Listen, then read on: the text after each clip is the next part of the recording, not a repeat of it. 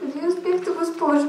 Вие за нас бяхте всичко, от което се нуждаехме ние и всичко, на което са се надявали нашите родители. Вие виртуозно балансирахте между емоциите и задълженията ни. Бяхте 100% безпристрастни. С две думи, госпожа шампион. Ние се привързахме към вас. И сега, в този момент на раздяла, трудно ще го приемем. Сигурно и вие. Но помнете, госпожо, ние ви обичаме. Благодарим ви за грижите и любовта. Дадохте ни толкова много. Ще ви помним цял живот. Благодарим ви, госпожо. Поклон. И аз ви благодаря. Сълзи няма да има, защото сме войни. Благодарим за грижовността, госпожо. Благодарим ви за щедростта. Благодарим ви за всеотдайността. Благодарим ви за искреността.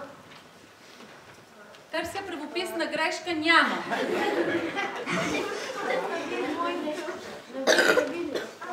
Благодарим ви за добра. Благодарим ви за силата. Благодарим ви за вълненията. Благодарим ви за съпричността.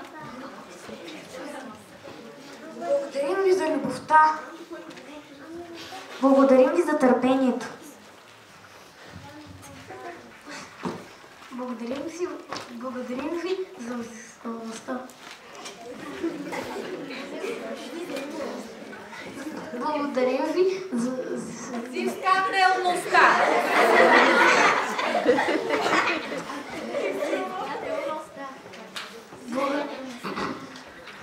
Благодарим ви за взискателността.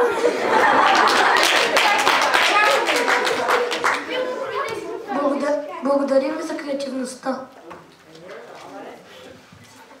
Благодарим ви за приятелството.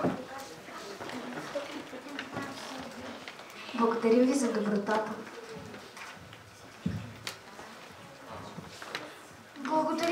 Благодарим ви за усмивките.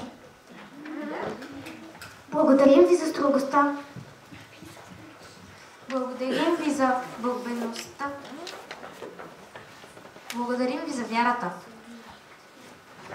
Благодарим ви за опората. Благодарим ви за увереността. Благодарим ви за знанията. Благодарим ви за